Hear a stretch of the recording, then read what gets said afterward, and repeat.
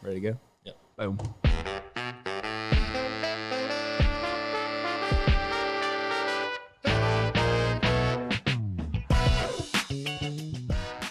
What's going on, and welcome back to Kickin' It With. My name is Zac Holcomb. Today we've got episode 45. Trey Scott is joining me from Neuse Sports, and we're going to talk about sports. So why not? If you hate sports, go ahead and tune on out. But if you like sports, and you're probably like most people that watch the show, all 7 of you, yeah, you're going to love it. So anywho, what's going on, man? How you been? I've been good, man. Staying busy all the time. Awesome. All the time. I've been watching shows. Pretty good. I appreciate you having me. Hey, oh, absolutely, dude. Absolutely. I thought it'd be fun. We may as well get together. We are fresh off. So we're recording this on the Tuesday after reaching the Sweet 16 in the tournament. So full disclosure, it's Tuesday, but we're going to have this to you before Thursday. Okay. So everything here that we're saying is us putting it out before. So if we make any predictions, we're safe. There's proof it was Tuesday. So anywho, a couple of things really quickly. If you hear some whistling, whining, or beating and banging, that is the 3D printer running in the background. Sorry about that. We'll tune it out as much as we can, but just some hard work going on. Gotta make money. That's right. So, and that's first sponsor of the show is Additive America. So Additive America is a 3D printing company, engineering, consulting, all of those fancy fun things. So if you're into any of that stuff at your job or personally, or you've got a new product idea and you think you're going to go on Shark Tank, let's chat about that. We can probably help you out, save you some problems and save you some money and make you look really good. But that's what we do at Additive America. And then the people that allow us to use all of this fancy fun equipment is Big Bark Social. So Big Bark Social does like online social media marketing and stuff, but mostly we build websites. So if you're into like getting a really dope website, you want to like kind of get your company out there, maybe need a logo or something like that, those are our strong points at Big Bark Social. So there we go. Sponsors out of the way. The whining, whistling noise in the background potentially is out of the way. And if you hear the beating and banging, that's guys working upstairs on the residential spot. So hopefully we can get that done too. A lot going on around here. Anywho, yeah. Sorry, I had to get a little bit late. Had to smash some cheese fries from Sugar Hill. They're not quite a sponsor yet, but we'll get there. Anywho, you like that? Yeah, that was pretty good. Reeling them in. Yeah, you got to put it out there. Maybe if we get to it later, I've been putting it out there that if anyone wants to donate $100,000 to the cause down here, they can either put it on an envelope with their name on it and get recognized, or if they want to be incognito, they can just slide it under the front door. They could be in installments, lump sum, whatever fits your CPA's preferences. Slide under the door sounds good. I was about, you took that from my mouth. Yeah. If you write number 45 on the envelope, we'll split it 50-50. 50K, 50K. 45, 50. Yeah. Let's do it. Well, it's episode 45, so that's the game. I was like, my math is off a little bit. We can go 45-55 if you want. I'm glad I take the 55. 50-50. Let's do it. So yeah, 50-50. If you write episode 45 on the envelope, Trey Scott gets $50,000. There we go. See? It's on tape.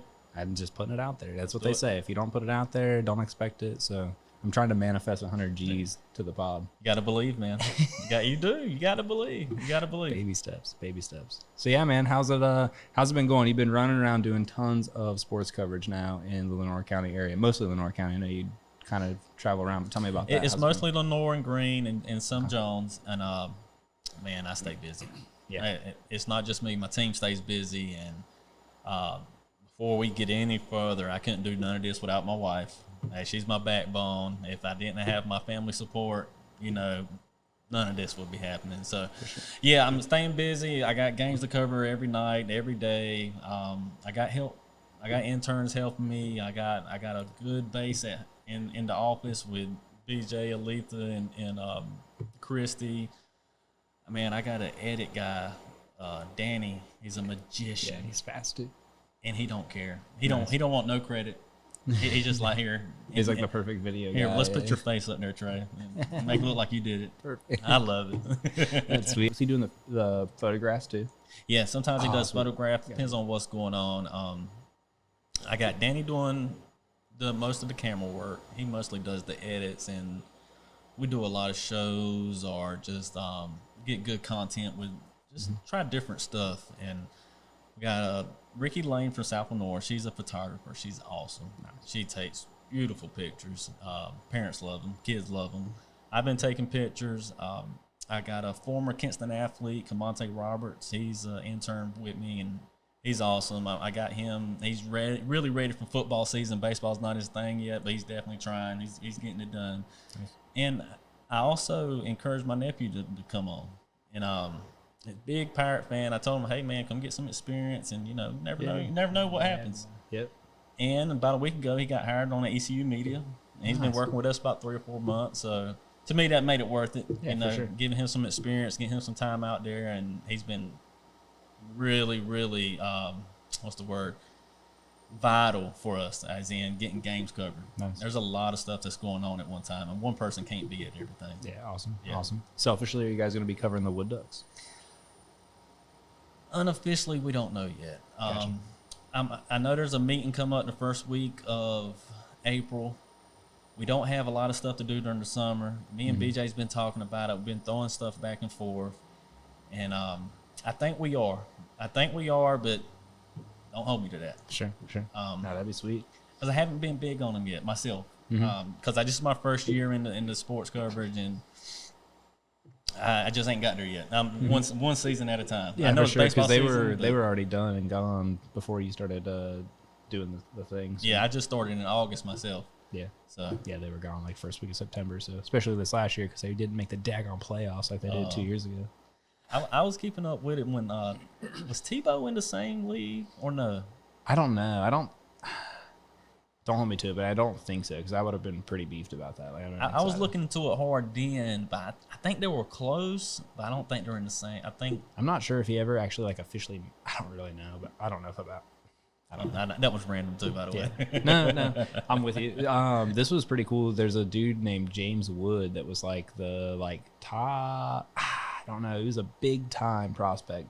They got traded to the Nationals when the Nationals traded enter big name guy that they traded last year, like towards the deadline or in the middle of the season. But anywho, James Wood came here and played against the Wood Ducks for the Fredericksburg Nationals, I think. And dude is huge. He's like 6'7". He's yoked. And he killed us with like a bunch of big home runs. But him and his dad were walking by one day, and we stopped him. And I was like, "Hey, how are you? I'm Zach, and please don't hit any more home runs this week." It was like Thursday. I can't remember. I think he might have got. I think he crushed one. I think if I remember correctly, he did crush one like on Saturday's game. He didn't play like Thursday. I caught him Thursday at lunchtime because he hit like 3 home runs on us in the first 2 games of the series, and I was like, "God, this guy is killing us." And he had just got there, like he'd been there like 10 days. So what's the update on him now? Where's he? I don't know. He's probably going to go to 2A, I would guess, coming out of camp because he is such a big prospect, and they're so depleted now that they traded off most of their big league squad is mostly gone. So I would say he's probably going to be a 2A guy, but like he was like a mega prospect coming out of school and stuff, and just a huge dude. I mean, he's definitely going to the league. Like, And that's something you can't teach. You can't teach 6'6", 6'7". 6'7", 295, maybe 310. Like he's yoked, just huge. I was so pissed I didn't have him sign a ball. But now I'm gonna start keeping baseballs like by the door. We had the ping pong, and we throw the door, and we try to draw them in to play with us, but we haven't got anybody yet. So after the game, they're walking the streets. Sometimes they'll come downtown after the game, but like usually lunchtime, like during the week, like Wednesday, Thursday, Friday. Usually you can catch them. They'll come down and like because they usually will stay at the Motor Lodge and then just come downtown and grab lunch. So yeah, it's usually you can tell. I didn't know that. It's a bunch of dudes with like flowing locks, and you're like, that guy's probably a professional. Like I ain't seen him for the past 6 months. There goes Morgan Wallen. No, it's just another professional baseball player. Yeah, for sure. That's definitely the look of baseball. I hate that the Wood Ducks don't stay in town. They stay in Greenville, so like you never get to really see them. They come into town, they go right to the ballpark, and then they don't hit the bars or nothing. No, because they got all the bars at Greenville. Why would they go to the bars here? They're like 20 to 22. Got a lot of money. Yeah, it's nothing for them here, man. Yeah, that makes sense. They're here for a short time. Yeah. When I was 20, 21, 22, I wasn't going to the bars and Kinston. Yeah, see, if the Texas Rangers were serious about these boys being dedicated to baseball, they'd quit putting them in Greenville. They'd make them stay in Kinston. You know what I mean? They'd make them stay where there's no clubs. Safe. Yeah, exactly. Yeah, safe. Yeah, I don't know if this year if they've started like actually having to like house the players. I know that was a new thing coming to the minors, but I don't know if that applies to Wood Ducks or not this year. But anyhow. How many players usually return on a team? So if you got a roster of 30, I'm pretty sure it's more. Yeah, I would say like 40 players that were here last year that come back this year. I'd say like we'll probably see 4 to 9. Okay. Of last year's guys that ended here last year. Yeah, you might see that many come back, but in large part you'll go from low A to high A during the off-season change. Gotcha. Even if you finish the season, like, and I only have a sample size of 2 seasons, and I haven't seen this one come all the way through yet. But the players that played here in 2021, all but like 5 or 7 left and didn't come back. So opening day is pretty cool. So All you're new players. yeah, Generally. you're meeting a new team. Yep. Pretty much. Yep. That's Yeah, pretty you're neat. sitting. So yeah, we sit like right behind the dugout, the home team dugout, and like you'll have like a couple of people, and you're like, hey, tell him like we like to razz the other guys, so like don't take it personal. We're gonna get on them. So That's pretty cool. yeah, it's funny. Some of them love it, some of them hate it. Yeah. But we have the Wood Duck Mafia on the third base side, Okay. so we're pretty serious about it. We do a little research, How many players can't speak English?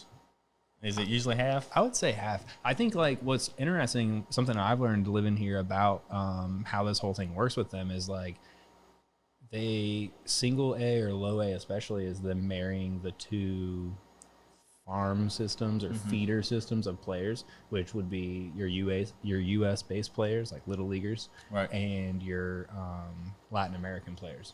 And so what you generally see in the low A teams is like 2 or 3 American coaches and 2 or 3 Latin American coaches, and then you'll see that's because they're kind of marrying those two cultures together, I guess, if that makes sense. Yeah. So it's pretty interesting. So I would say like at the Wood Ducks level that I've seen, I'd say like 40% of them are like pretty affluent English speakers.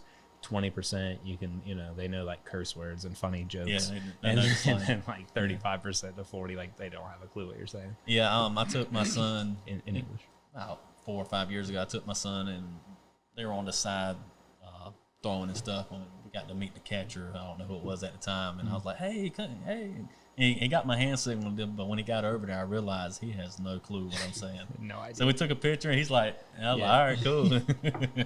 Yeah, so yeah, we for our heckling we have rules, of course. Okay. We don't no curse words. We keep it in check of It's those pretty things. neat. But I like, didn't know everything about else this. is fair game, including Espanol.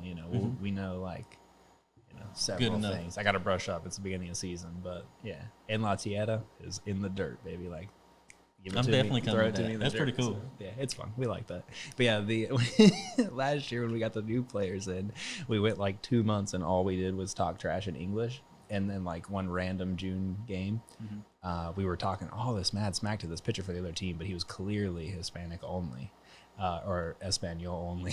So we switched it up and started yelling to him in Spanish, and the whole Wood Ducks team like came out and they were like, they started laughing, like, no doubt. And then the dude legit fell apart, and we were like, yes. We were like, That's oh awesome. yes, That made it worth it. It was so funny. I love it. That's pretty cool, I man. love it, yeah. You make me want to go to a Wood Ducks game. I'm man. telling you, it's a For real. good time. Like $7 or $8 for a weeknight game. It's not bad at all. Yeah. It's really good. And most likely, like you can find someone in town to give you their box seats for the game, Usually especially during the something's week. open. Yeah, just like put it out there on Facebook, like looking for 4 tickets tonight. Right. You'll usually get them. So, anyway. Because there's so many games. There's a And ton then of you're talking about a Wednesday night game. Somebody's got to work on Thursday morning.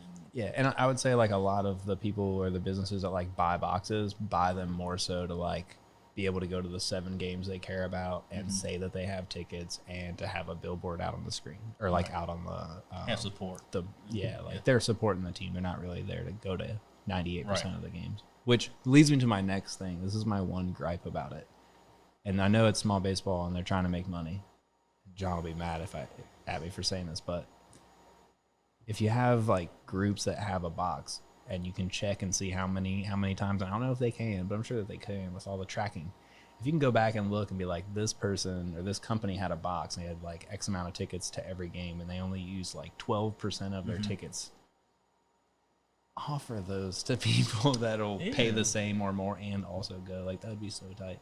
Or just have like an upgrade, a seat upgrade, like Yeah. they do it in football games, and college football games. You see that the seats are not open. It's third inning, fourth inning, nobody's coming. Yeah, Hey, that'd be let's cool. let's get somebody down. Let's get them Yeah, pulled in. I really like that idea, like bumping them down or like having, if there was like a call ahead program that was like, if you just reached out to like the person of contact for like box 103, I don't know, throwing out a number, Right. and you're like, hey, you guys coming tonight or not? Nah, no one's coming tonight. Awesome, cool. We're going to give away and they do this to a degree. They will like give away upgrade tickets to like box 103 based on,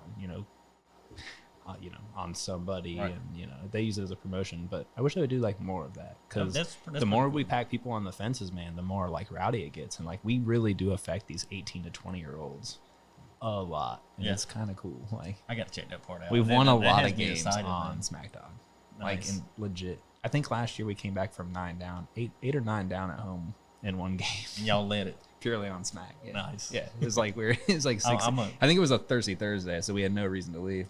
Hey man, I'm 5'6" and 3/4 of football player. Yeah. I lived off talking. I love it. So that's right up my alley right there. So what were your sports? Football, basketball, track. Okay. What did you run in track? The 400, the 100. I actually ran North Carolina Central in college in the 400. Oh, nice. Yep. Very cool. Very cool. I didn't know that. Track's my thing. That's one reason I love covering sports now in the area. Like, I get to hit some sports that never gets coverage. Yeah. So, like, I was able to do some videos on track already this season, and I was able to give wrestling some coverage. I know they don't get coverage either. A bit of wrestling, yeah. You know, the kids deserve it. Even if you go give, like, 1 article or 2 articles a season or just throw the score up there, you know, it's pretty cool, you know. Take the Rouse kid from North and North. Yep.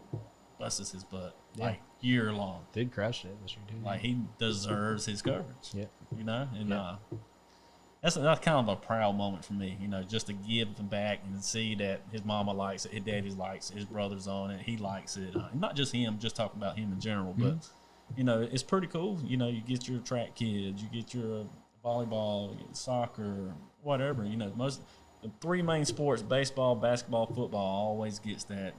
Oh, totally. The main coverage, which I understand. Yep. But well, the other stuff, like today's day and age, like your ability to, you know, like, not to have to tell you guys this, but like, that's the beauty of today is like you can make more micro posts are free. It's not like you're like choosing how much space you have on page F5. That's right. And you can only fit, this much stuff in there. It's not like that anymore. It's very sweet. You can just make another post. There's no limit to how many like shares. And that jumps into something I wanted to talk to. When I got interviewed for my job, that's what I told BJ. I was like, it's no longer a newspaper sports media outlet. Like, there's no longer, hey, we got a paper coming out at 7 o'clock, blah, blah, blah. All day. Yeah, we don't have to write a 3-page article. Yeah, we can do a video. You can do a podcast. We can do a highlight. I mean, you know, it's times have changed. Social media is your newspaper. Yep. You know, you can Facebook, TikTok, Instagram. And Instagram's your high school, TikToks, you know, this varies from middle school and varies. Facebook's your mamas and daddies. Yeah. Yeah. So, I mean, times have changed. Well, yeah, and you get mad shares too on like the Facebook stuff for it because like it's like parents getting to pay nothing but push their kids' pictures around and all that crazy stuff, and they're like, oh look, they made a paper. You know, like my grandma was like real big on the paper all the time. Like I have like a joking like posts in my memories of Facebook and Instagram that pop up, and they're like, oh, it's like me holding up. I would always like take a picture with the newspaper stuff. I thought it was so funny, and like I was like poking fun at my grandma for it all the time. What's funny too, I shared one the other day that made me laugh. I think it was like, I don't know what it was. I was in a paper for something, and I like shared a picture of it. So, and my caption on it was like, "Look, Grandma, I made it." And like someone was like, "If you have to say you made it, you haven't made it." And it was just like you don't get the. It's like it's like a huge joke that's been. There's long always going. gonna be that one person, you know. There's always gonna be that one person like over your head. Always. Yeah, totally. But yeah, it always makes me laugh. I always get that memory, and it pops up, and it's got like the one comment. I'm like, "Oh, dude, it's so funny." But yeah, man, like. People love seeing their kids be recognized for their hard work because they're the ones that are driving the freaking Honda Odyssey all over hell and back to make it happen. So, and it's amazing what one picture can do. Like you said, your grandma with that one clip loves it. Yeah. So when I got my interns going out there taking 40 pictures, and you got this kid, that kid, and 40 pictures go a long way. Yep, they go a long way, and it gets published on our site, gets published on Instagram, this, that, and the third. It's pretty cool. Yep. Yeah, kids are sharing it, so it taps into that market too. So you get the now and the next year type thing. You know, the next 10 years of getting those kids tied into the branding. Yep. So really just trying to hit media coverage in a different way. One that's relatable to the kids, one that's, you know, up to date social media wise, and one that is just accessible for everybody. Yep. It's pretty cool, and it's been going pretty well. And man, my biggest thing is BJ gives me full coverage, meaning, hey man, I want to do this, this, and this. It's like, okay, go for it. Rock it. Yeah, go for it. And he trusts me, so it's pretty cool. No, that's sweet. That's sweet. Yeah, makes my job easier.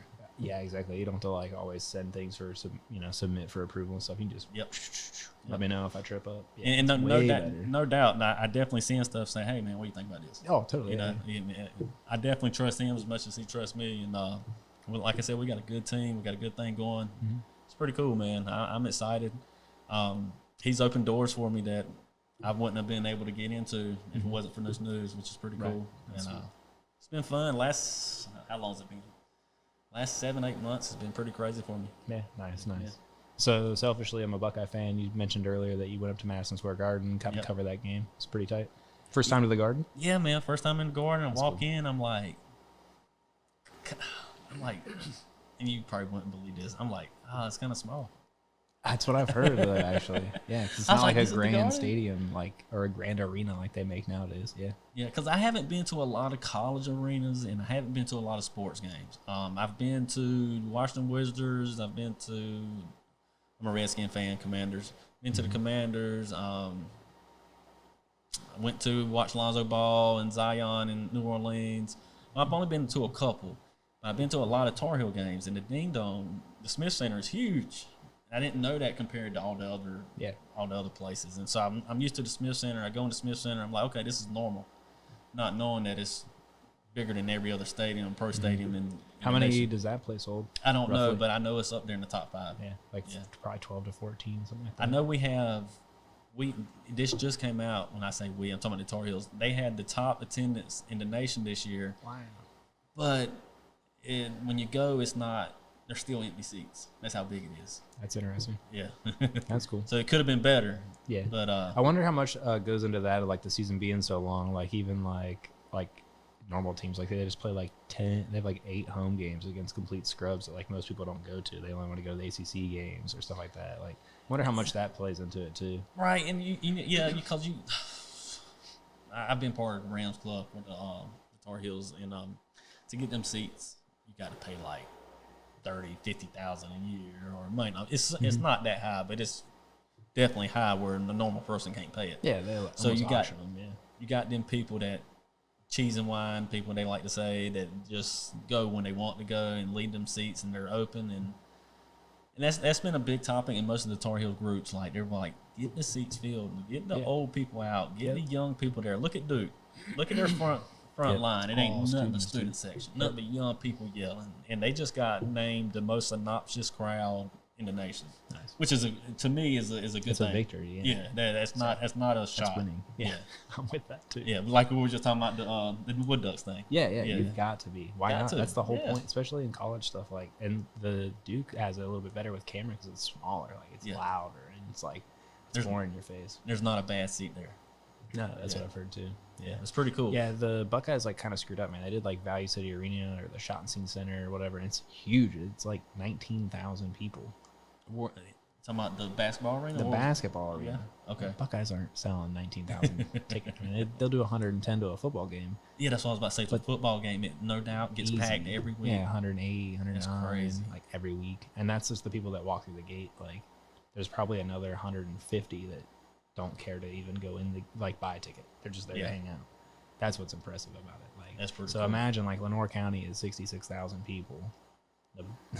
The people that show up to like I'd say a 5 mile by 5 mile area to watch for a Buckeye football game is like probably, I don't know how many times 66 goes into like 250 or 300, but like about 4 times as many people that live in this county show up to a 4 by 4 or 5 by 5 area for a football game. Nice. And that's just like normal. It's a Saturday. Just something I have to experience. Are you going ECU? Are you going up for the ECU Michigan game?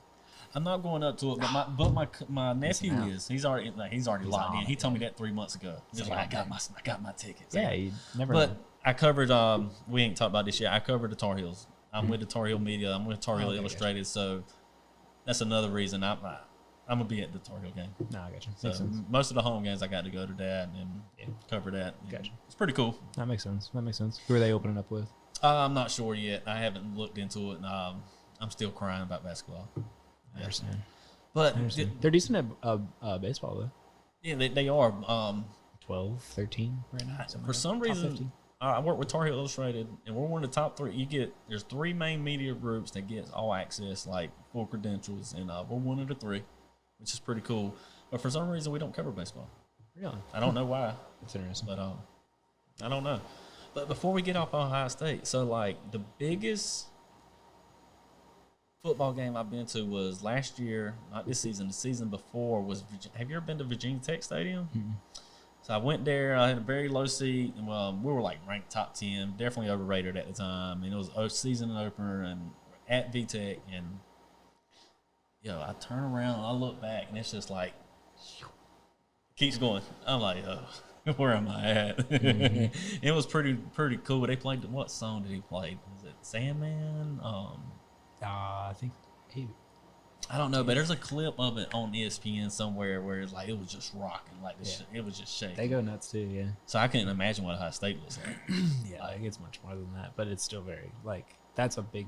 They do it right, and they're loud, and that's a pretty big stadium. But the freaking shoe is nuts. So OSU, Michigan, that's the biggest game. Yeah, yeah, stupid. Yeah, stupid. Harbaugh's still there, right? Yeah, they got us 2 years in a row now, first time in like 20 years. Because they killed us in the 90s. Okay.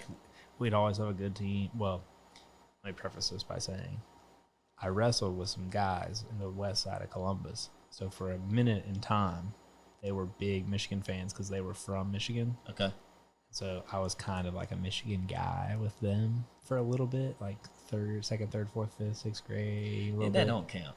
And then I saw the light and I was like, no, everyone my whole life will hate me.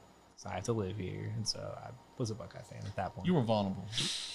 They took advantage of me. Yeah, I was definitely. in a unique state because I gave no cares at all. And then they were like, oh, don't be a Buckeye. And they had like the Michigan helmet like buzzed into their buzz haircut. And I was like, oh, dude, Mikey's hardcore. And he kicks my ass every Tuesday and Thursday. I'm just going to say I'm a Michigan fan too because this kid, they would beat my ass all the time. I was the tiniest, youngest kid in the group. And they would just... So the way that I described this, or like wrestling practices in general, was I was like the kid with a little bit of promise, but I was still the sacrificial lamb to like the dogs that were already there. Yeah. And so they would put them in a group of 4 and they would let them beat on each other.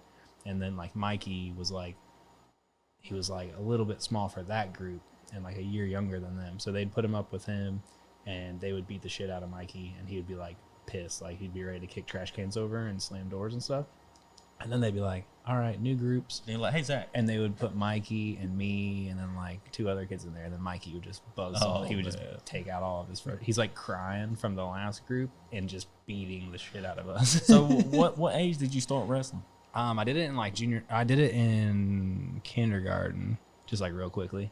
Then I skipped first grade and then it like second and into third grade, it was like extremely hardcore. See, that's pretty cool. It's pretty cool what regions in the nation do different stuff. Yeah.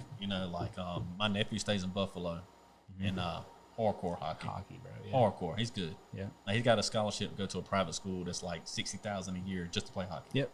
For like high school or for college? No, he's in a private high school. Yeah. Yeah. Exactly. And it's crazy. Exactly. And down here, you're not getting into wrestling at kindergarten. You're not touching hockey. Yeah, you're never playing hockey here for sure. But you go down the road, you're going to see a baseball tournament. You're going to see a basketball tournament. Anywhere you go, you're going to see baseball, basketball, football here and there. Football's not as big as some other players. Definitely baseball, basketballs are go-to in North Carolina. Yep. Trying to get that wrestling going here in Eastern North Carolina because in the western part of the state, they do that.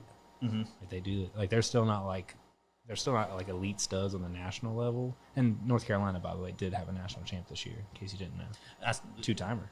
That happened like yesterday, right? Or 2 days? Saturday. Okay, yeah. I saw that. Yeah, I was he's like, serious okay. too. That's back-to-backs. I thought about using that in my arguments when people were like, y'all not in the tournament. I'm like, oh, we got a national champion in wrestling. Yeah, we got a national champion. We're too busy winning a national championship over here in wrestling. 1 of 10, too. It's pretty cool, man. Yeah, it's really, he's legit, too. A lot of people jokingly say that if he would have went to Penn State, he would have been a 4-timer. They're like, well, if he won if he was a 2-timer at North Carolina, he probably would have won it 4 times if he went to like a wrestling college. It's pretty cool. It's just like a joke thing. Yeah, I get it. I definitely get it. I think he went to college for like 6 years though, with the COVID year and all. Mm-hmm.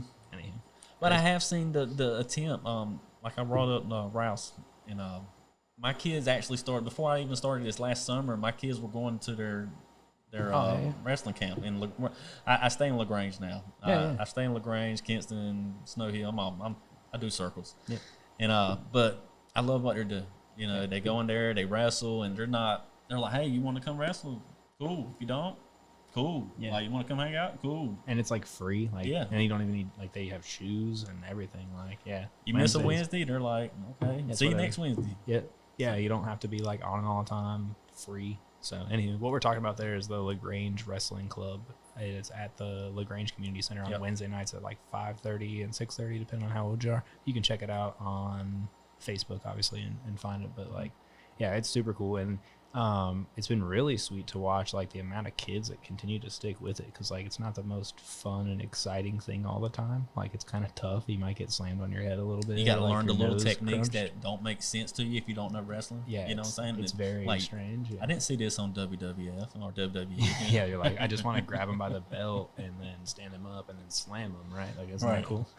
There's a funny little video. That's the wrestling needs from North Carolina. Dude, yeah, which is fine. Which is fine. You got to start somewhere. But yeah, like, there's this funny little video going around on like the, you know, if you're into like wrestling groups on Facebook, and it's like these two little girls wrestling is becoming like a whole huge thing. Like, that was not, girls wrestling was not a thing when I was in high school. So I graduated in 06. There was a girl in our like district, and she was like a nationally ranked girl, but she got her clock cleaned by the boys, and it was just the way it was. There was no even thought of having girls teams. So for me to see that, I have two girls, and they don't care about wrestling, unfortunately. Yeah. But my youngest, damn, if she would just do it. She's so good. She like, she's not. She'll be 10 in like a month, but like, she falls correctly. Oh, really? Like, she does things with her hips, and I'm like, yes. And then you're like, she comes off, and you're like, how was it? And she's like, yeah, I could do with it. I could do without it. And you're like, dang. So you see it without her even knowing it, right?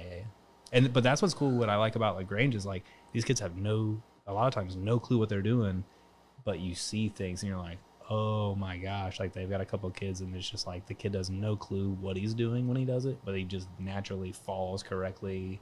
It's like a big thing in wrestling is like your head being up, your back being straight, and your hips being down. Like, if you can do that generally without thinking, great starting point. Cool. And yeah, there's tons of kids. I'm trying to get it, man. I'm trying to get him to do a team at Kinston High. It'll be sweet. I know Reed will be mad because he's a North Lenore guy, but like, I mean, you got the athletes right there, and like, you know, there's no shortage. Everybody don't play basketball. Yeah, there's no shortage of like aggressive attitudes and things like that. And I mean that in the best way. No, but like, I'm kind of nuts too, and that makes really good wrestlers. I totally get it, man. And why not? Be sweet. And what are you hurting? It's a great outlet too. Yeah. For a lot of things too. It's one of those like, and it teaches you to like respect people not based on what they look like, because you never know what they're capable of in a street fight. So yeah. But I'm talking about the little things you see in your daughter and stuff. Like, I got kids, and so I all of my kids are different. And my oldest, I knew from the get go he was going to be an athlete. You just seen it. Then my middle son, he's more anime, cool kid, computer kid. Like, he's real cool. Send him our way, I knew he wasn't going to be your hardcore sports guy.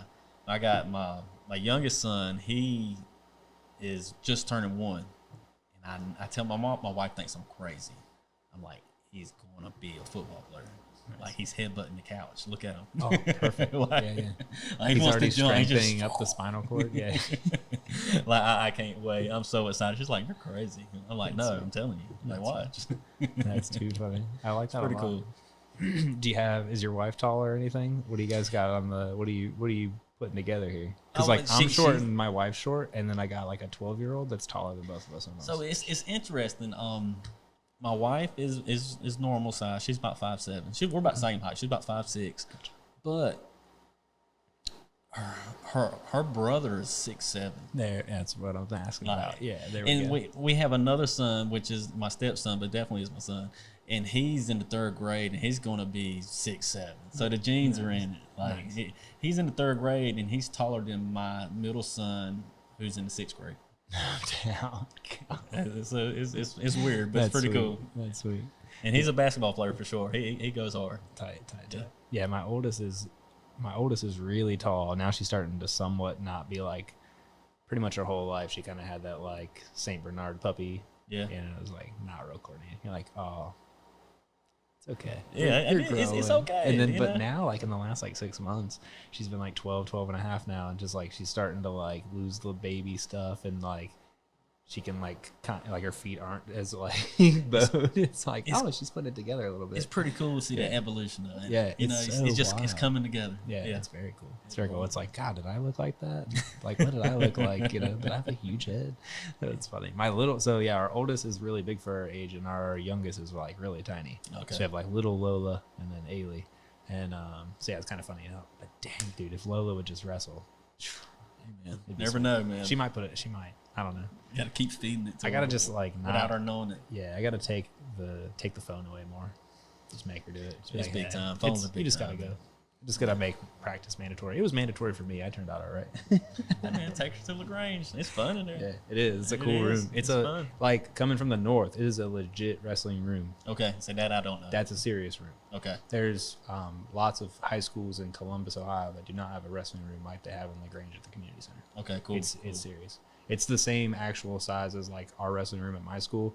And when I went to high school there, when I was in 8th grade, they got 3rd as a team. And then we got 5th twice when I was in high school in the highest level of wrestling in the state of Ohio. So pretty legit program. And their room is actually larger, but it's the same amount of mat space. So with the love of wrestling, is there a automatic love of the MMA? Yeah, dude, I love the MMA. I was actually gonna I was really getting into it, and then I met my wife, and I was like, I don't know, I like getting punched in the face as much as I like getting kissed. So I was like, I think I'm done doing the punching in the face thing. I got into it hard, then I just got off of it. I definitely still know some people. I do that too. I was a big Rashad Evans.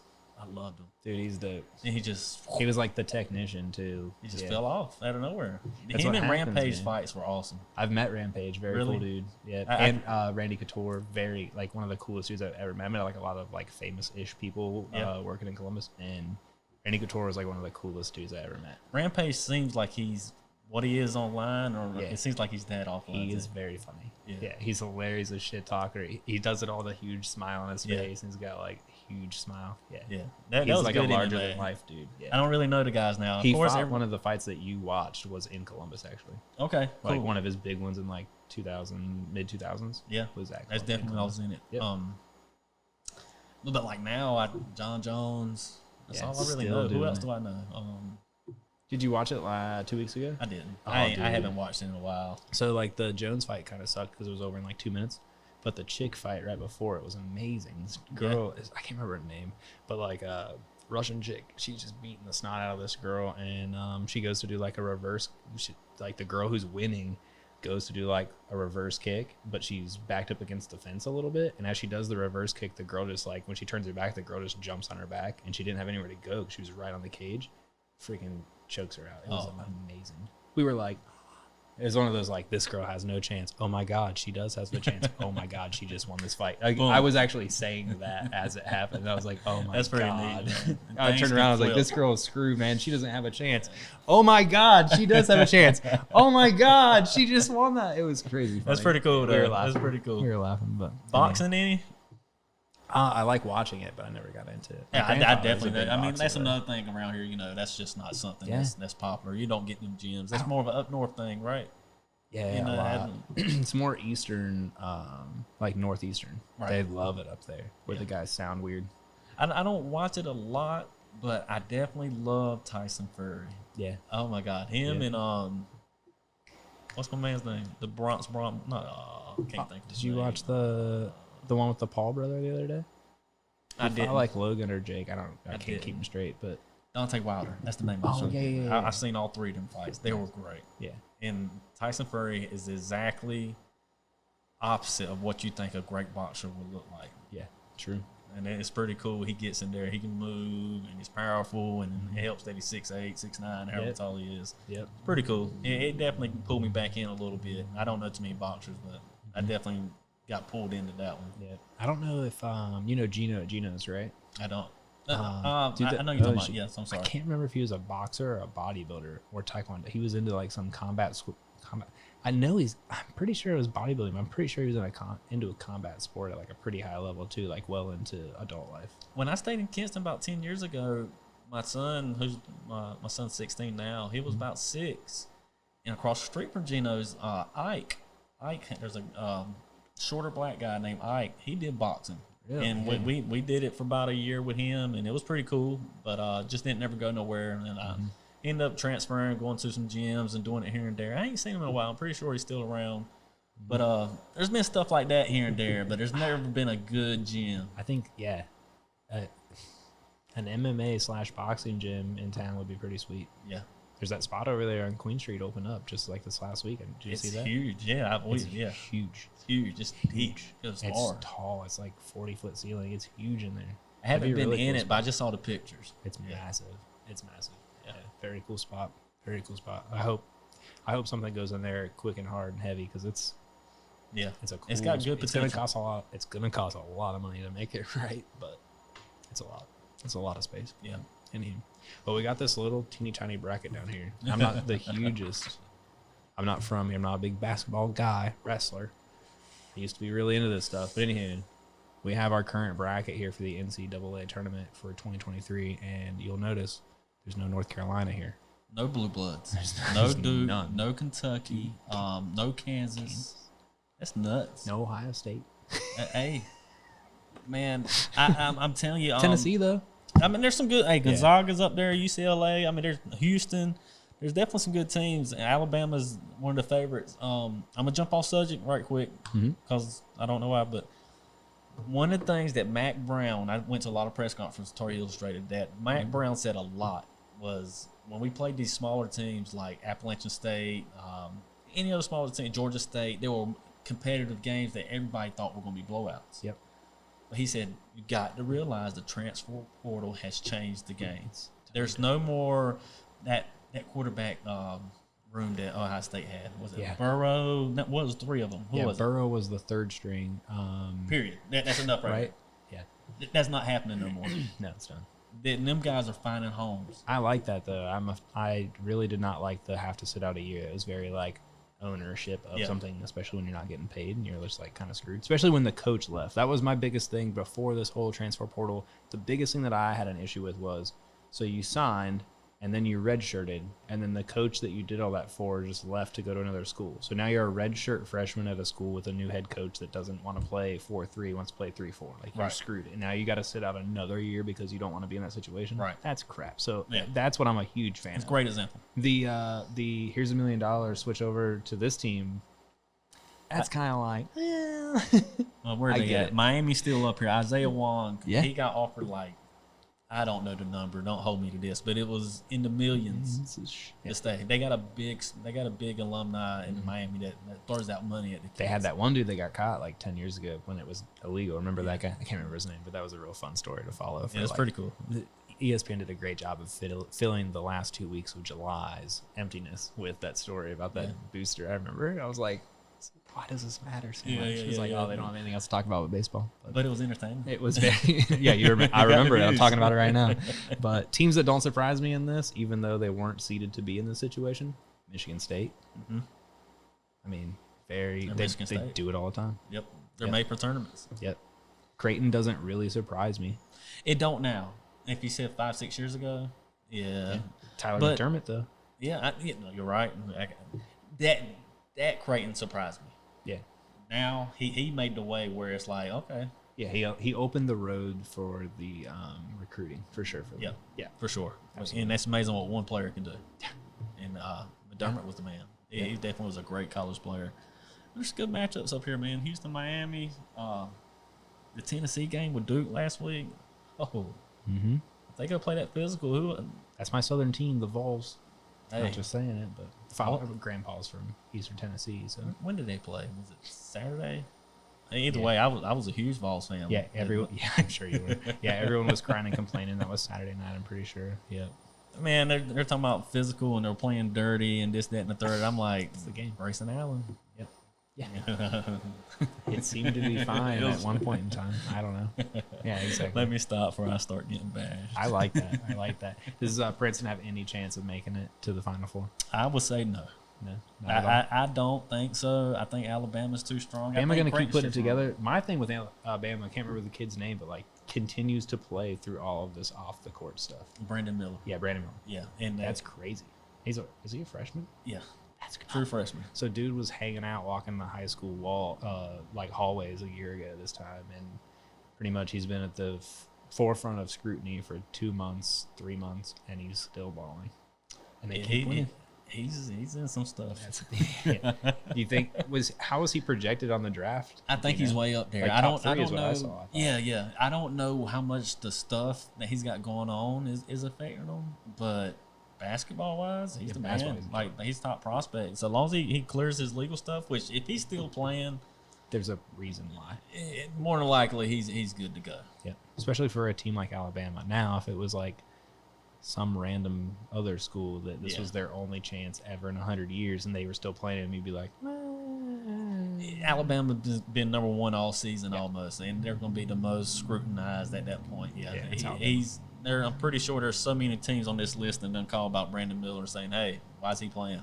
Like, so it's got to be legit. Yeah, they have a dedicated attorney's assistant taking those calls. For sure. Who you have in the South? So Alabama, San Diego State, Creighton, Princeton. I'm rolling with Alabama, man. I think this is Bama's year. They look really good. And the other ones are clearing. You got two of the other ones are cleared out already. The East is crazy. It's very interesting. Two of the twos are gone. Yeah, the East and the West is crazy. You don't have. I think you do got UCLA and Gaga in the West, but Florida Atlantic versus Tennessee. Balls, baby. Or even just the Princeton versus Creighton matchup in the Sweet 16. That's crazy. It's a crazy matchup. That's crazy. Did you see this was just an interesting one that was fun for us over the weekend was the Fairleigh Dickinson upset. Very sweet. And did you see that they're who do they play coming up? They lost to Florida Atlantic. Okay, their coach just got hired somewhere else. Oh, of course. Yeah, I saw that right before coming in here. Damn. Yeah, he just took the job there, though. He's taking Rick Pitino right. It just shows you how much clout can get you. So the coach that, if you didn't know this, the FDU or the Fairleigh Dickinson coach that took them, beat Purdue in the first round, he was a first-year coach there. He brought 3 players with him from where he was previously. And then he gets knocked out, and the next day he takes another job. I love his quote. I love his quote after he beat Purdue. He was like, "We played Purdue 100 times, we lose 99." It was like this was that one. Very real guy. That was pretty cool. Yeah, that is funny. Did you know that one of the dudes for their team actually rival high school of ours, but Columbus dude, and that game was actually in Columbus. It was kind of a cool thing. I can't remember his name. I think his last name was it was it was Sean Moore. Okay. Excuse me, but anywho, he was from Columbus, and he went to Reynoldsburg High School, which was like our rival high school-ish, if you could say. So we were on the same like main street, but there was like an interstate that came through, and so you had to go like under the interstate. One side was Reynoldsburg, the other side was Pickerington. So we were happy it was cool. It was a guy, Columbus guy, he's back, but it's still a Reynoldsburg Raider, and that goes back to why I can't be an ECU fan, because the Raiders were of Reynoldsburg. Had a pirate, and their colors were purple and gold. So I can't wear it. I just can't get into ECU for that. I'm totally need to go to the jungle, but So I have a relatable story. NC State has Taquarion Smith. I'm Green Central. Okay. And he went to Farmer Central, and we don't like each other. Yeah, he just can't. It's and plus he went to State. Oh, it's just cool. Farmer Central. I'm definitely pulling for him. Farmer Central guy. You know, he's from the area. I want him to do good. I know he's going to leave. He's good. Had nothing bad to say about him. Mm-hmm. It's like a double negative. He's from Farmer Central, and he's going to NC State. What about? What are you gonna do if Trez goes to State, dude? I'm pulling for him. I think he's going there. I think he is too. That's unofficially my prediction. Purely speculation. Yeah, purely. Something else to think about: Damian Dunn. Yeah, I saw that. I was like, what? Yep. He just entered the portal. He's Why? I think he's killing it. I think tougher comp.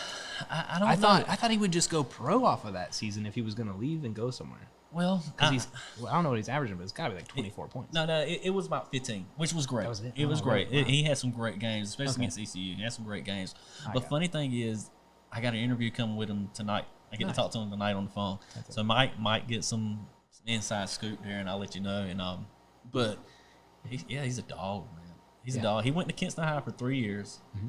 Then he transferred, went to a big school in Georgia, like 6A school. Okay. And then he went to Temple. He's been killing it. He's definitely earned his way. But my point was bringing him up. What if him and Trez go to State? With Turquoise. Yeah. Which he won't be there. He's leaving. Is he leaving too? Yeah, he's going pro. You got to take advantage of your stock, man. That's where I'm at. I thought Dunn had it going on enough to go ahead and pop, but yeah, him and Trez going to state would be pretty dope too. Yeah, I think that'd be super good for the Brian Hank show. You'd potentially get them both weekly. You know what I mean? That would be pretty cool. Yeah, right? that'd be a really sick. Hopefully, Damian Dunn Joe Thursdays. Hargett can go ahead and just open the checkbook back up and try and make the double NIL deal happen. If that's the case, I hope. No, That's pretty sweet. cool. Who you taking in the East, man? You got Florida Atlantic, Tennessee, Kansas State, Michigan State. I like how I see Tennessee and Michigan State matching up, and that's going to be a dogfight. That's what I think too. It's going to be a dogfight. It's going to be a toss-up. Michigan State matches up with Tennessee, the best of those three teams remaining in that bracket to me. I've looked Big at Ten. Tougher. It's so hard, More physical. hard to predict these teams because you go look at their schedule, like, oh, they lost to them. They lost to them. Oh, They yeah. beat them. It's hard, man. This has been the hardest bracket I've Well, had to. I think it's because it goes back to the portal. So you don't know what you're getting until literally middle of February now. Whereas in previous lifetimes, you could be like, yeah, they beat them last year in February, and it's practically the same team. That does not apply. Take and I'm not talking about Miami. You take Miami. Look, they lost to some no-name team in November. You're like, oh, they lost to them. That's a weak non-conference schedule, but they probably never know. They might have 2 or 3 transfers that that's been averaging 30 or Christmas. been behind. Daggone. Yeah, and I think a lot of those too, like something that I think throws people off when they're picking their bracket is everyone goes to like the same, like they all go to ESPN and you read the same little like 70-word snippet about the same teams, and a lot of those matchups where it's like this team played this team that's also in the tournament, it was like the Maui Invitational. It was like, well, like dudes weren't even like they're like gagging at like 7 minutes left in the first quarter. Yeah. It's a totally different game. So I don't know. I think that's a lot of it too. And like I said, the teams are just changing so much during seasons now because they are usually pretty brand new to each other. Definitely the toughest bracket I've ever had to predict. Yeah. And it's usually if I know the Tar Heels suck, or I know they're not gonna make them run, I'm not that biased. So usually it'll be easier for me. Right. And it's just never know. It's I like don't know what Houston's all gonna that do. glee, you're like, so you're like, yeah, it's gonna be easy. And Yeah, it's such a crapshoot all the time anyway. So Who you got in the Midwest? You got Houston, Miami, Xavier, Texas. I think Houston pulls it out, but they show glimpses of falling apart at times. But I think they're tough. They really have built themselves up over the last 4 or 5 years. Mm-hmm. Like 10 years ago, nobody Houston. Right. Maybe in the 80s when they had Clyde Drexler and Akeem Olajuwon, right. That was a team. But I mean, I wasn't even alive then. But still, I knew about them. Yeah. But that's the last time I knew about them. Exactly. So it's pretty cool how they got to build that up. You see them playing against ECU. Hopefully, ECU will play them tight, and Houston will run away with it. So it's cool to see a powerhouse team like that come from a small conference and be a powerhouse team. Yep. What that tells me is ECU can do it. That's why I get excited. Absolutely. All they got to do is just like win the tournament one time, and then I mean, that's a lot of these teams. They just get hot the last 2 weeks of February, and they're off and running. Get the right coach, get the right program, boom. Yep. And I like what ECU has over there. He's got one of the best coaches I've seen over there in a while. Mm-hmm. He's got things going. Mm-hmm. Yeah, I mean, they were competitive in games they weren't supposed to be competitive in, That's and right. things like that. So that's usually like it's the early signs of stair-stepping momentum. That's right. Usually. Yeah, It means the players have bought in. Exactly. The players have bought in. It starts to get some of the crowd to buy in. It starts to get your Danny Rices to start showing up to basketball games, and then you never know from there. That's what helps you get those next recruits to come over. Hey, do I want to go here? Do I want to go there? The crowd over here seems pretty raucous. That can be the tipping factor. Like that buzz can be enough to switch it over. So, I'm gonna take Michigan State down here in the East. Yeah, just because Izzo. The That's region. it. Just because Izzo. So there's that. So yeah, I'm gonna go Bama and Michigan State. Up here, I think I'm gonna take Miami though. Okay, I like it. Just because They whooped Duke one game. Like I was like, if they get hot, 2 games, that's all I need. Yeah, Really, just like 2 halves. yeah. I mean, look at. Of course, I'm gonna bring up Carolina because I'm a Carolina fan. Last year, Carolina sucked. Like they sucked, but it got hot. That's all it takes. That's my only point. It got hot. You can be a 7, 8, 9. What were they? They were 8. Yeah. They got hot. There you go. And that's all you need right now. You need to get hot. Yeah. And I thought that's why I was so scared of Duke because they were hot right now. They were on a 9-game win streak. I'm like, I'm gonna have to deal with a lot of people on Facebook. Yeah, this is about to be the worst March ever. Yeah, no doubt. But they lost. You see, at least in the Big Ten, we don't ever really worry about other Big Ten teams winning the championship. Just like That's a good. It's usually Michigan State. So the first tournament I ever watched was 2000 with Michigan State and Mateen Cleaves. That was like the first one I watched. Mateen Cleaves. That was like what I remember. He was like the earliest tournament time. So anywho. Speaking of 8 seeds, we got Arkansas, UConn, Gonzaga, UCLA, UCLA. I think the Gonzaga UCLA is one of the best matchups right now. Winner takes it. I believe so. And that this is your experience right here. Yeah. UCLA won it 2 years ago with a bunch of guys that's still on that team. Yeah. Gonzaga, Drew Timmy. Yeah. What did he say the other day? After he won the last game, he was like, "We've made 7 straight Sweet 16s. I won't be the one to F that up." That's what he said. That was pretty cool. That is a lot though for them. Someone mentioned this over the weekend. It was like Gonzaga actually not in the like spotlight role, and that they're kind of liking it. Drew Timmy, 9 games, scoring 20 or more in the tournament. One of like 5 or 6 people. Crazy. He's got a big resume, man. He's been there a while. He's got a big resume. He's got a big mustache, and he has a big podcast. If you didn't know, he's got a really funny podcast. That was a good one, Zach. I didn't know that. I'm gonna check that out. There you go. You never know what you might learn on Kicking It With. Man. Never know. Who you taking down there in the West? I'm taking Gonzaga. Gonzaga? Yeah. Damn, I was gonna take the winner of UCLA and Gonzaga, so just because of that, I'll take UCLA. Just because I don't know. Just to make it interesting.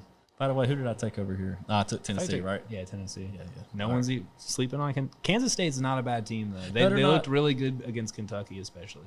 And I think Kentucky's down. I think they're weak. Yeah. And that's no shot against Kansas State. Yeah. It's just Kansas State has looked good. Normal. Kentucky as a 6 seed was a joke. Mm-hmm. It should have been a 9.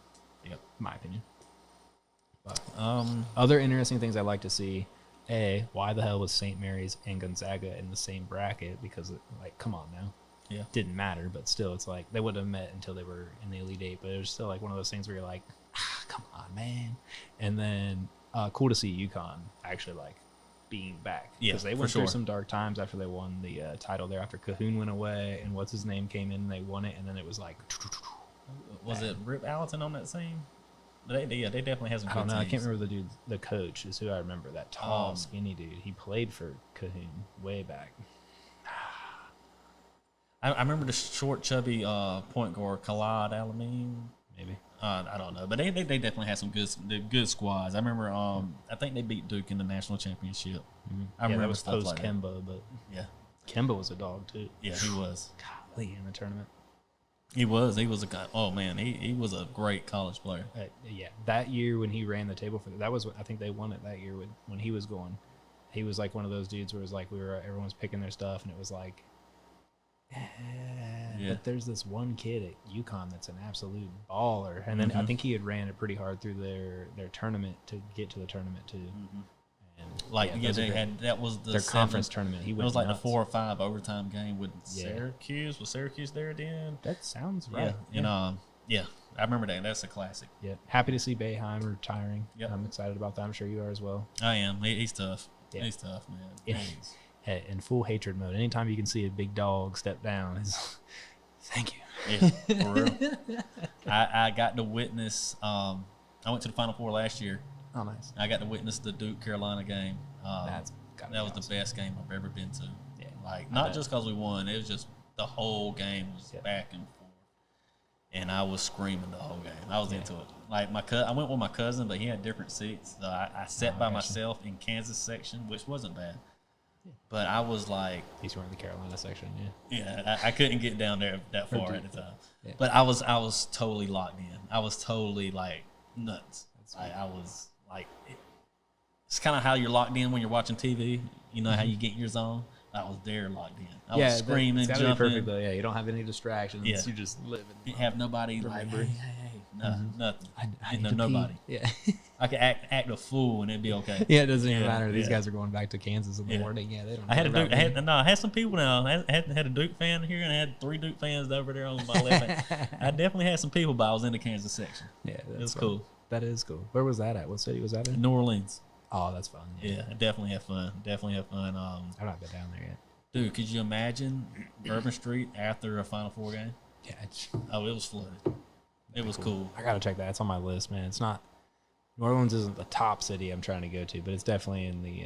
It's gonna have to happen. I've been twice. Like I said, I went to for Mardi Gras, man. It'd be or a Final Four. I mean, that's where my wife wants to go. My wife wants to go for Mardi Gras. Yeah, it'd be sweet. The food's great. Yeah, that's the best part. The food's great. Interesting thing being here, just like being an outside person here, is like there's a lot of like correlation between the culture here and the culture in New Orleans. It seems, and it seems like there's a lot of people that like. Why are there so many Saints fans? And is it because they just hate the Panthers? I don't know. I don't understand why there's Saints fans. I don't understand why there's Alabama fans here either. How did you get here? That's the Were you a fan shots. before 2008? If you're an Alabama fan, we're talking about Alabama football, right? Yes. So that's not automatic. That means you like Duke basketball. Yeah. It does seem to be I'm a sorry I good keep throwing correlation. these shots, but like that. That's funny. Yeah, that is funny. But I mean, and I'm being serious. Most of the time it is. Yeah. Why would you like Duke if you hadn't gone there, other than you just want a bandwagon on a pretty successful football or a basketball program? Yeah, because they're not really good at anything else. I mean, unless you were a big lacrosse guy in the early 2000s. They have got better at football, though. I will say that. Yeah. They're definitely respectable now. Who's it? Daniel Jones. Yeah, Daniel Jones. He was nasty. He's adding some shine to their name by actually producing. Yeah, for sure. Yeah, got to give him that one. But yeah, to go on your, you did have a funny one. So this is funny about little joke that we had going in Ohio State. Okay. Is Nick Saban 0-2 in the college football playoff against Buckeye third string quarterbacks. Nice. Cardale and Joe Burrow. Nice. Like that? Yeah, I do. I mean, I keep up with stuff like that. Like that's little shots I like throwing in there. You know, that's. And Cardale, I didn't come here. I can't remember what he said. Do you remember that way back in the day? No. So Cardale Jones, before he ever even was the third string quarterback that made it, so the first year of the college football tournament or playoff, the Buckeyes won it from the 4 seed, and they weren't even supposed to really make it. They just kind of squibbed in and then went off. Cardale was a third string quarterback that year. The starter got hurt at the end of the season, then the second string guy gets hurt, and then he comes in and plays the Big Ten championship game and then the college football play. So he was 3-0, and his 3 win. He came in during the Michigan game, the first half, beats Michigan. First game he's played. Second game he plays. First game he starts is the Big Ten championship game against Wisconsin. And they win 60 something to 0 or something, something crazy. 60 something to not much. And then first start. Second start is I think against Oregon in the college football playoff, beats them. Third start of his career, fourth game he's ever played, he beats Alabama in the national championship game. It was just insane. What the hell? That's insane. Yeah, it was nuts. So you said Michigan. I forgot the second team. Michigan, Wisconsin, Oregon. I think Oregon, and then Bama. Yeah, and then your fourth game. Yeah. But he was infamous for, he was a junior at that time. He was a redshirt freshman. Somehow, he gets asked some question. It's 2012, 14. So kids are still really, really dumb on what they're saying on social media and stuff because they haven't paid the price. Someone asked him the question. He makes some funny joke, and I'll butcher it, but it's along the lines of well, I didn't come to Columbus to play school. Because they asked him about missing class. He had missed class a bunch, and they asked him about it. And he was like, "It's not what do you think I didn't come to Columbus to play school. Yeah, I didn't come to be a student athlete." And and they were like, and then they punished him for it. But then he came all the way back from that, and it was yeah, that's why he's in Columbus. He can skip class. The joke in Columbus that dude can skip class whenever the hell he wants. Everybody totally gets it, but it's politically the wrong thing to say. Yeah, this is pre-NIL, pre-portal. This is 10 years ago, and he was like, I didn't come here to go to class. And we had Herb at the time, and he was starting to catch a little heat for that. He had just been, so it was funny. But anyway, pretty cool. Hated Urban Meyer. Hated him because I went out to Tempe for the Buckeyes versus Gators national championship game. When Ted Ginn returned the opening kickoff, we're up 7-0. We're gonna kill the Gators. Tebow's who? It's a freshman. And then we didn't score again for the whole rest of the game. And then everyone hated Urban Meyer. Oh. As much as we hated LeBron when he left. Oh. And then when he was I think I want to come to Ohio State, we were we'd love to have you. So it's funny. The same thing with LeBron. F you, LeBron. And then he was he writes the thing about coming home. We're yes. Two things. Tebow, I wasn't a Tebow fan when he was in Florida. What got me to be a Tebow fan was when he made the league, right before he got that run with Denver, right before it, I read his book. Oh man, I fell in love. Yeah, Like cool dude. He's like it's a fairy tale. Like the stuff he does. Like it was crazy. But anyway, more. What's the second thing you just hit on? I don't know. I don't even remember, but it's fine. I got a story about that too. So the Tebow thing, my favorite thing ever. So live in Columbus. I'm a Browns fan. Not a lot of bright spots, except for making fun of yourself a lot. A lot of Pittsburgh Steelers fans up there. Bandwagoners, pieces of crap. So they always talk mad shit because they're always winning and we're always terrible. I think like Big Ben might have been like 22-1 against the Browns. Right. Sucks. Hate them. Hate Steelers. Hate black and gold. Hate it. Black and yellow. And their fans are so obnoxious and terrible. Yeah. We call it black and urine. Like when black and yellow came out, you know, from Wiz Khalifa, we called it black and urine. And so I worked with these two dudes, and they were diehard Pittsburgh fans, and they would always give us shit about everything. You know, ha Johnny Manziel, ha this and this, like constant. So I worked with these guys for like 7 years, but I used to always remind them something about Tebow would come up, and they'd be like, "Oh, I hate Tim Tebow," and I'd be like, "But you do know, Tim Tebow 1-0 in the playoffs. You know who he beat? Yes, sir. The Pittsburgh Steelers. 316 yards. Yes, sir. Demetrius Thomas, rest in peace. Yeah, for sure. Oh, your beautiful soul. I know I was going to talk about Bron. I was a huge D-Wade fan. Huge. I'm talking about from the get-go. So when LeBron, and I won against LeBron, but when LeBron came on, I'm like, okay, cool. I like LeBron. Yeah, he was amazing. But then he left, went back to Cleveland. I felt like that was a wuss move. I felt like it was. I was like, all right, the team's falling apart.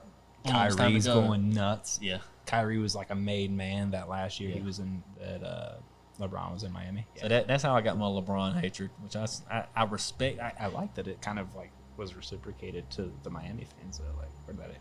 Yeah. Glad you got a taste of that. Yeah, I get it. Yeah. I totally get it. You loaded up, dude, now boom. So when he did that, when he left Cleveland the first, like when he did that, dude, we're all like, so being an Ohio kid, whole life, never lived anywhere other than there. And then we were all kind of like, man, I don't know, this doesn't feel right. Did you see the way he played against the Celtics? Like, dude was just unplugged. And then there was the whole like Delonte West Gloria thing going on. We were like, there's no way that's true. Like, no way. And then it was like, oh, LeBron's having this special on ESPN. We were like, dude, was he gonna call like a nationally televised thing to be like, hey babe, I'm breaking up with you? Right. He's not gonna do that. We had like parties. We were like, yeah, let's go, he's coming back. Yeah. I mean, it was a celebrated loss, basically. Right. It was typical Cleveland life at that point, but it was like, are you kidding me, dude? Dude literally like set it up. That's my guy right there. I love it. But yeah, we were like, that guy literally just called like a live television thing to tell us he was leaving us. Like, anyway, it was weird. But when he came back, man, like the week before he came back, I was like telling people, I was like, I think he's coming back. And they're like, no way. I was like, I just feel like that's going to happen. My Uncle Drew's in town. They were good, man. When he came back, they were good. I felt like he did the same thing. The team was falling apart. Kevin Love then came to. Where's he going to go now? He's just waiting for Ronnie to get drafted. And then he got the new, I'm moving to LA for my family. Yeah, I'm going back to Cleveland to win them one. No, you're going back because the Miami Heat fell apart. Cleveland was falling apart. Yeah. That's all. But now I respect him. I've always have. But I didn't like Kobe. Yeah, I wasn't like a huge Kobe fan. Was so much of a competitor, he made me hate him because he was that guy. That's fair. But by the end of his career, he was so much of a competitor that I loved him. Yeah. But I still didn't like him. Yeah. And I kind of feel that way with LeBron. He's done some stuff, man. Yeah. Like his career I respect the players in each of those. Yeah. He's MJ the GOAT, though? Definitely. Untouchable. Untouchable. For me, it's because of several reasons, but the most important ones are left during prime and gave up 2 free rings. The Rockets weren't that good. Like, free rings. And then probably could have got another one in 99 because the league sucked. Yeah, they were terrible. So he could have been a mediocre player on a mediocre-ish team and then put it together for 16 at the end. I love the offensive, the MVP, scoring title, and the defensive MVP all in the same year. I love that. I don't know if you know this one, but I just caught it on like a graphic the other day, and it was like in a 32-month span, he won the first three-peat was like 3 championships, 2 or 3 MVP like finals MVPs, like 2 or 3 scoring championships, and like Just 1 or straight 2 dominance. defensive players. And it was like in 32 months, that dude was like the best player in 3 facets, 4 facets of the game, like almost every single time for 32 months. That's crazy. And It's also a very short window. But then he like left and then came back and was like, "Oh, I'll just do it again. It's fine." I'm back. I seen the memo that was like, I'm back. Yeah, yeah. But then like the time error, like all them Hall of Famers, Bird, the Bad Boys Pistons, Yeah. that Phoenix Suns team gets overlooked. They were With really Barkley. good. Yeah, Very Dan Marley, good. Dan Marley. Dude. Kevin Johnson. Was that? Yep. KJ Johnson, something like that. But they were really good. Yeah. Had a bunch of teams that went against, but people like to throw up a picture of Jeff Hornacek and said they was playing against the garbage guy. Like, Oh, geez. nah, Yeah, no. that was just how they look. Yeah, exactly. Jeff Hornacek was still like 6'3" though. Yeah. Like he looks frail, but like dude's still 6'3". And they had short shorts then, so he doesn't. Right. It's not that crazy. Now it's in style. Yeah, like dude, like Brandon 3 years ago looked like Jeff Hornacek. I mean, let's Yeah. just be serious. Yeah, yeah, He's yeah. just now he's putting it on, but like dude Yeah. was skinny too. Brandon's the man. Yep. I got to interview him. That was pretty cool. Nice. Yeah. He's a Yeah. dog, man. Yeah, for sure. Yeah. I love watching him and him and Reggie. That's crazy stuff. Yeah. But hopefully we get him 2 more here in the next like 3 years. That'd be sweet. I agree.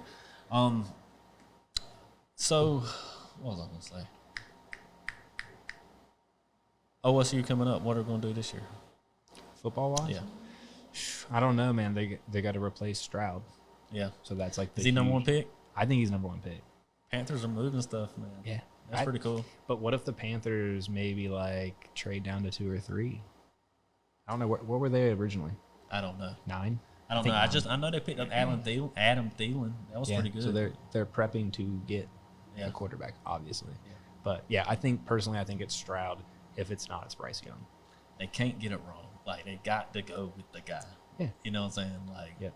they've been sorry. Not sorry, but ever since Cam Newton fell off, they just have nothing. Yeah, I saw he's throwing in a pro day tomorrow or something like that. Pretty cool. Pretty cool. What's he like 33 now? Yeah, I just think he's too banged up, and his style of play is, if you don't have elite speed, his style of play is not in play no more. He's not pure pocket like he. Yeah. Yeah. And he can't bang. He used to be able to bang. He can't bang no more. No. Yeah. So he's made of glass. What do you think about Baker Mayfield going to the Tampa Bay Bucks? Baker's trash. Really? I think Baker's trash. Is that because that he didn't show so well for the Panthers, or is that for previous reasons? I just think 'Cause he did well with the Rams. I think he's a decent quarterback. Mhm. I just don't think he lived up to the hype. For sure. He was supposed to be this guy, Yeah. and he was this guy. Yeah, when you're a number 1 pick, man. Yeah. Yeah. And don't get me wrong, most of my Facebook, I had an argument for a year and a half with 20 Facebook guys. I was about Odell Yeah. in Cleveland when his dad came out and put that tape out. Mm-hmm. My argument was, that's not on Baker Mayfield. For one, the line sucked. Baker Mayfield couldn't see nobody going downfield. Yeah. 2, Odell wasn't New York Giants Odell. Right. He was banged up. He missed every preseason. He never played a full season. He's still banged up. He's still tweaking his knees. He's nasty. Yeah. When he's on, he's on. Yeah. But he's not what you expect him to be. He also never in the pros at that point played across from a guy or with a person, another wide receiver as good as Jarvis Landry. Yeah. Jarvis Landry is the best player he played with in college and in the pros. There's not a better wide receiver, in my opinion, that he's played with to date. Yeah. I really wish I really liked that Browns team. Yeah. I really wish they could have stayed together. I'm a big fan of like teams based on like the player groups that they have, especially the NBA. It's really easy. It's like 5 or 7 guys. I mean, you can change teams all day long based on play style, but like, yeah, they had it going. The thing that a lot of people I don't think know is Baker played that whole season, that whole last year with the Browns with like a blown up shoulder. Right. So he like destroys his shoulder in week 2, decides I'm good, I'll just play it out, and then he plays poorly, and everyone's like, this dude sucks. It's like, well, what if he would have just been like, I'm going to do the surgery, and then he would have sat out the whole year, and then he would have been back in the fall. Yeah. And the team just would have sucked. Yeah, so he gets punished for like being like, I'll play through it. I felt like that was kind of crappy. Is the defense player from Michigan still there? He was a DB. He got drafted really high. I can't think of his name. I'm not sure. We had a dude from the Buckeyes, Denzel Ward, but I'm not sure. Denzel Ward's the man. Oh, I know who you're talking about. It was a dude that went both ways for the Wolverines. I can't remember. He was like a Heisman candidate at the time. So I can't think he was of like a his second name. or third round pick for him. Can't think of his name though. But Me neither. I probably forgot because he was a Wolverine. Gotcha. Yeah. I feel you. It's like, yeah, he's on our team, but I kind of hope it doesn't work out. When they get to the league, it's a little. Basketball's different. See, you're hardcore football, respectfully, like you should be. I'm hardcore basketball. Right. When it comes to football, to me, I'm like, okay, we got a Duke guy. Ooh, Yeah, it's fine. congratulations, made the league. So we loved the North Carolina kicker until he missed the last fucking kick that we needed him to make. And I used to constantly, the dude I told you is in my box for Wood Ducks, diehard Tar Heel fan. So all freaking football season, every time our dude makes a kick, I'm like, high five, love him. Thank you. Thanks for sending him our way.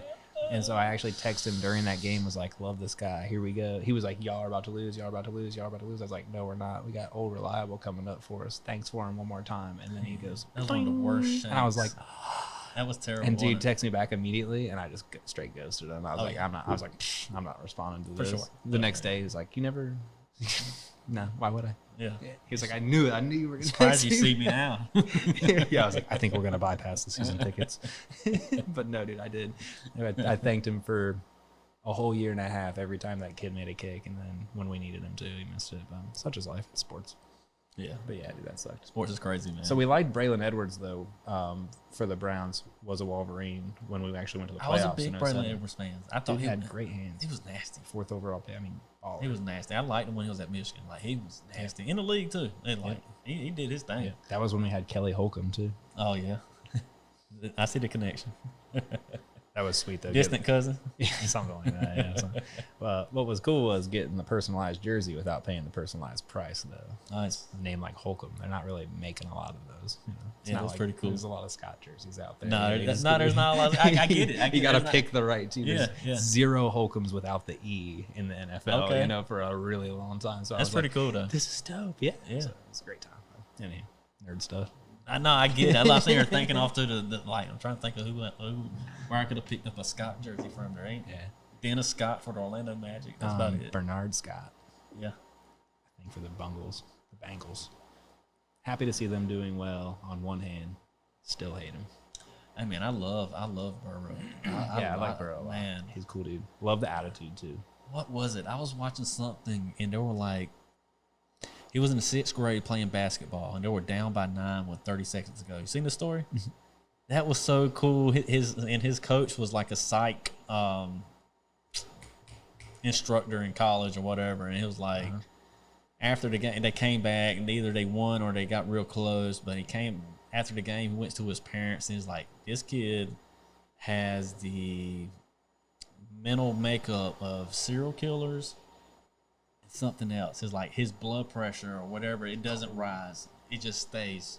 Like he has it. He's clutch. He's cold blooded. Sweet. I was like, that's pretty cool. Yeah, I love that, dude. You get told that in 6th grade that you're either a serial killer, like a serial killer, or you're like Tom Brady. Yeah. You're either going to go to the Super Bowl or you're going to murder people. He went to the Super Bowl. Yeah. And he might still murder people. You never you know. never know. Life is long. He's, Yeah. Dexter. You like Dexter? My wife likes it, dude. Man, She watches it. I've watched used to every watch one. a ton of it. Yeah. That's one I'd catch on and be like, oh, what's going on? Oh, yeah. The tarp's It's pretty back out. crazy, Yeah. man. Yeah, That's that was pretty nuts. That was nuts. The thing I've been getting into recently, though, is the A&E biography series on the WWE Superstars. Oh, Dude, you I gotta haven't check seen it out. Okay. You gotta check it out. They got like, and you can pick and choose. Like, there's some people you might not really like. The Bella Twins, I was like, whatever, dude, don't care. Never even exist. They never existed in my world, so skip that hour Right. and a half. They're hour and a half episodes. It's like a movie, each Okay. one. There's like, So they're on dives season deep. 3. Oh, it's like legit. Like, they interview like the person, the family, the kids of So that person. what time era are we talking about? So they've got them all across. They've got one, like season 2's season finale was WrestleMania 1, the event, and all the things going into it. But they've got like a Mick Foley one. They've got a Roddy Piper one. They've got one on NWO. Nice. They've got Stone Cold. They've got China. D-Generation X? D-Generation X has a whole episode. That's yeah, nice. That was a really good one. I'm trying to think the one. My wife liked the one with Edge probably the best because he was in Vikings. So Nice. she knew him from other shows and stuff. So she liked that one. It was a pretty good one too. I'm trying to think the one I watched last night was Kane. Okay. That one was dope. Man, Undertaker. the NWO era was like, I was still very vulnerable and naive, like maybe 9, 10 years old. I can't even remember how old it was. I was very young, but it used to be like, I knew it was fake, but they used to come in and just wreck set at the end. I used to get so upset, man. It's like, how did that affect me so much? And I knew it was more real, but it felt real. It felt so real. Dude, I used to be so pissed off. I remember being like, I was a huge Hulk Hogan fan. I'm like, as soon as I can remember life, like age 3 or 4, it was my whole room was Hulk Hogan and Michael Jordan. So like everything. Okay. So I would like, my dad would shave my head bald with like a razor at age like 3 and 4, and there's like, we'd be out in public and people would walk over and be like, sorry about your son. And my parents were like, "What?" You know, people were like, "It's about to have like cancer." They're like, "No." They're like, "No. He thinks he's Michael. He thinks he's Michael Jordan." Yeah. Oh, Michael Jordan. Huh? Yeah, so I thought you were talking about the old. I thought you were talking about the old. No, I didn't. I you were tried. talking So about I legit tried to get my mom. Oh, it's so funny. I forgot about this. So all the kids started to like quit doing just the buzz, and they would do kind of like the long on top. And I remember asking my mom, like, I want a reverse of that.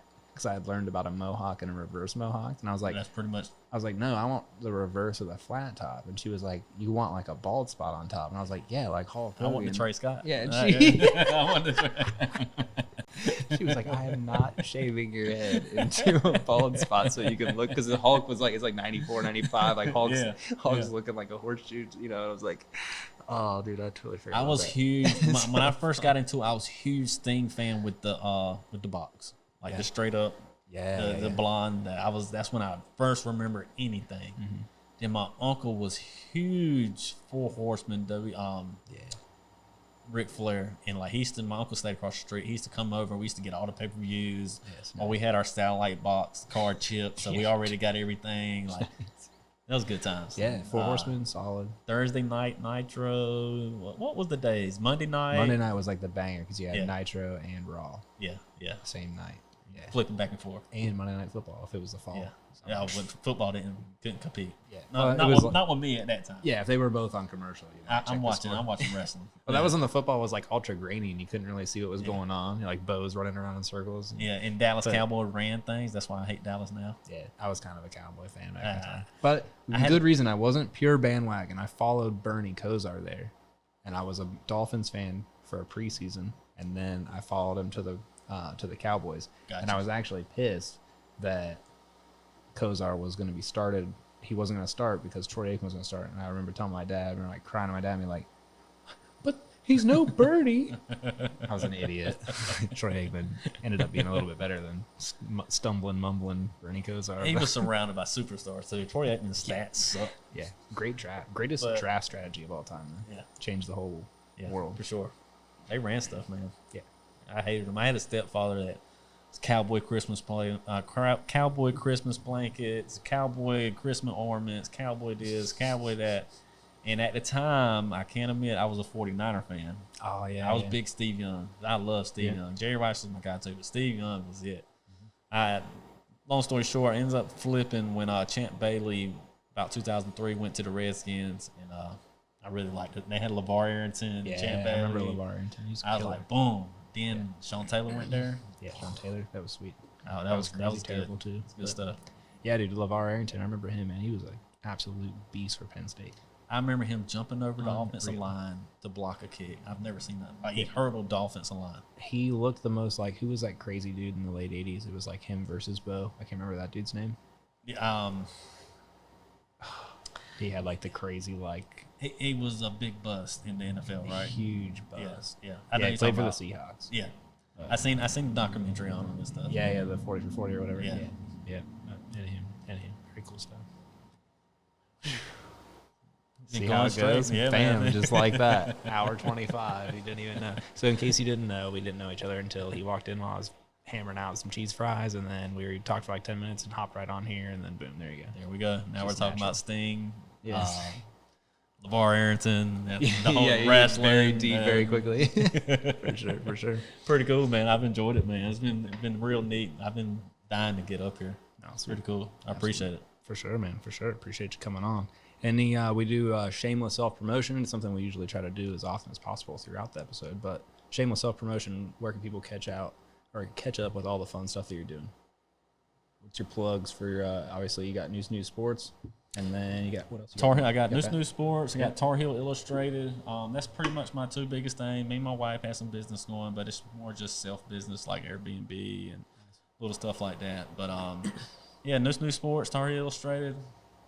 Hey man, that's my teams. Just straight up Trey Scott on Facebook. Yeah, you got Twitter and all the other stuff too. Yeah, I'm Twitter is Trey Scott _NC. That's pretty much my professional. I try to keep it professional on Facebook, but that's where I throw my shots. Yeah, for sure, you got to. But definitely, if you can follow us on Neuse Sports, we definitely appreciate that, man. I appreciate the shout out on that.